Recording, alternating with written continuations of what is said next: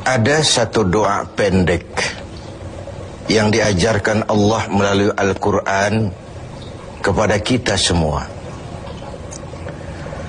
Doa pendek ini merefleksikan tujuan hidup kita sebagai seorang muslim. Sehingga seringkali orang menyebut doa ini sebagai doa sapu jagat, yaitu Rabbana atina fid dunya hasanah wa fil akhirati hasanah wa qina adzabannar. Wahai Tuhan kami, berikan kami kebahagiaan di dunia ini, kebahagiaan di akhirat nanti, dan selamatkan kami dari azab neraka. Dunia dan seluruh isinya sesungguhnya merupakan tujuan hidup jangka pendek dari setiap pribadi muslim. Tujuan jangka pendek yang mengantarkan kita untuk meraih tujuan jangka panjang, yaitu akhirat dan ridho Allah Subhanahu wa ta'ala. Untuk kedua tujuan ini, Islam mengajarkan nilai keseimbangan.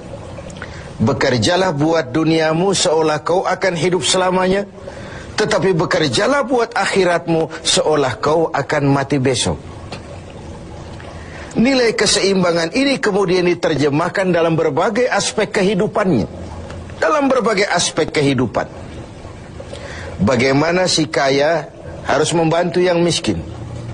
Bagaimana si miskin berusaha dan hidup tidak menjadi beban bagi yang lain. Kelihatan nilai keseimbangan itu. Bagaimana si tua menyayangi yang muda, bagaimana yang muda menghormati yang tua. Bagaimana tuan rumah menghormati tamu, bagaimana tamu menjadi orang yang tahu diri. Ini semua merefleksikan adanya nilai keseimbangan. Jadi seakan, ini dunia. Ambil apa yang perlu, nikmati apa yang boleh. Kalau bisa jangan gagal kau di dunia ini. Tapi kalaupun kau gagal di dunia, kau kan masih punya akhirat. Inilah sumber optimisme kehidupan seorang muslim. Dia tidak boleh gagal kalau bisa di dunia ini. Tapi kalaupun gagal, kau masih punya akhirat. Nah, karena kau punya akhirat, caramu mencapai dunia ini diwarnai oleh keyakinan terhadap adanya akhirat nanti.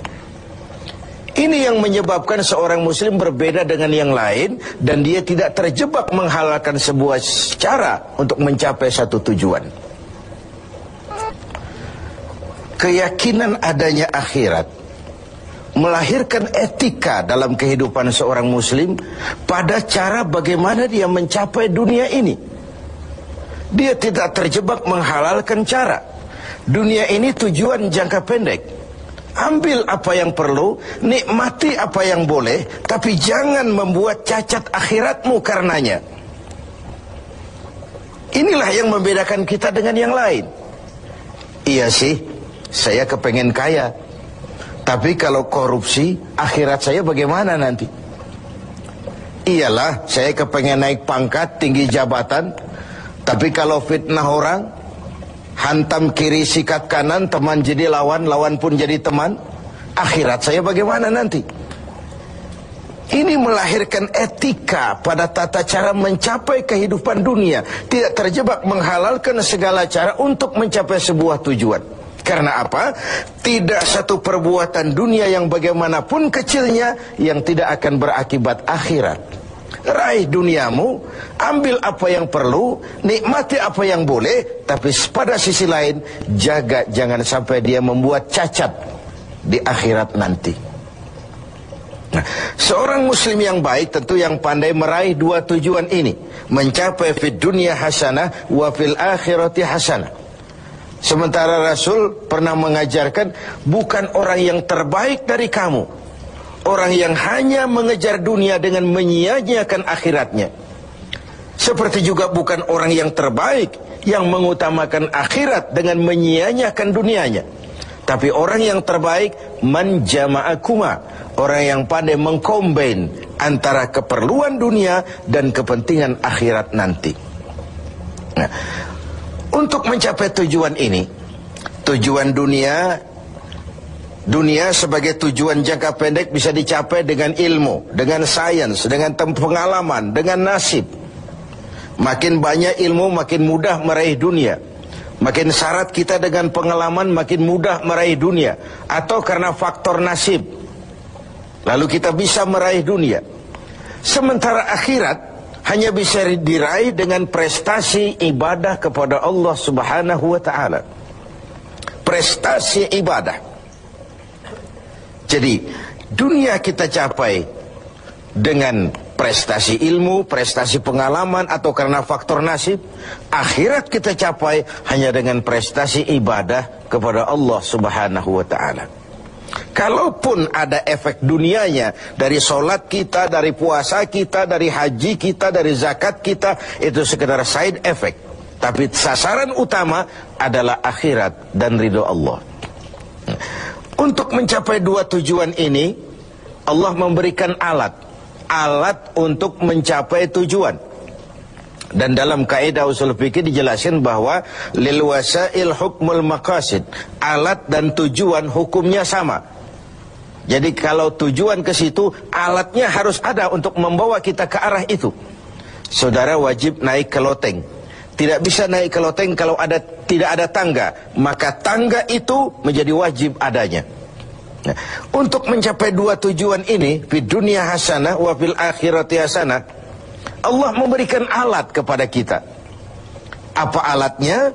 Dalam surah At-Taubah ayat 111 bisa kita lihat. Innallaha ashtara minal mu'minina anfusahum wa amwalahum bi anna lahumul jannah. Allah telah membeli dari orang-orang beriman diri mereka, harta mereka, bagi mereka adalah surga. Ayat ini merupakan transaksi yang sangat transparan. Transaksi yang sangat transparan. Pembeli Allah, penjual kita orang-orang beriman. Dagangannya amwal dan anfus, harta dan diri. Harganya adalah surga.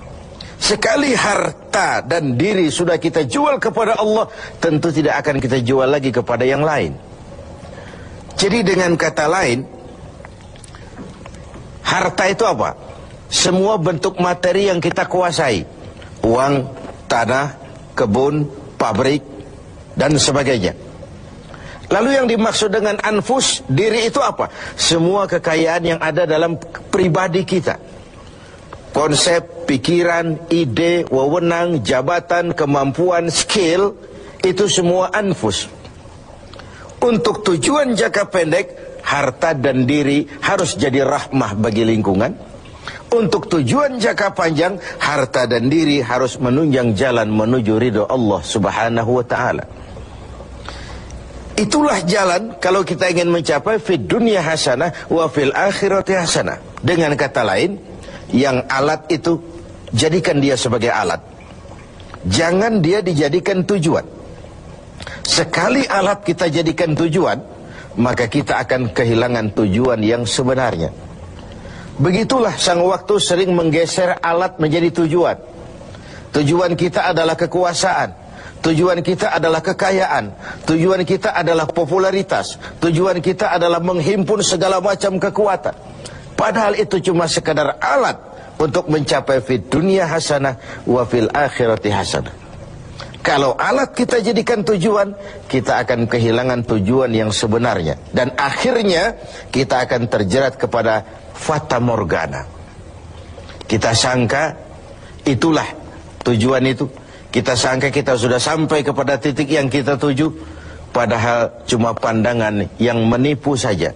Akhirnya kita terjerat dalam arus siklus yang berkali-kali diperingatkan oleh Al-Quran. Alhaakumut takatsur. Kamu telah celaka lantaran berlomba-lomba menjadikan alat sebagai tujuan. Berlomba-lomba menjadikan alat sebagai tujuan.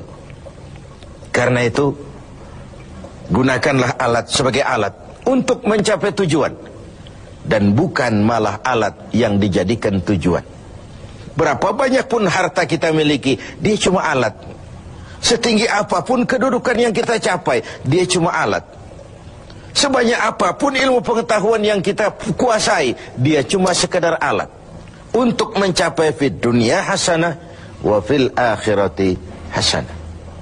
Dengan puasa Ramadan kita harapkan menjadi laboratorium rohani yang membina nilai-nilai keseimbangan. Sebab kalau tidak ada nilai keseimbangan, akan pincanglah gaya hidup kita. Tidak mustahil kita terjebak pada materialisme, hedonisme yang pada akhirnya lagi-lagi mengantarkan kita kepada fata morgana. Semoga ibadah puasa makin menyadarkan kita untuk memperalat yang memang alat dan menjadikan tujuan yang memang tujuan untuk mencapai fid dunya hasanah wa fil akhirat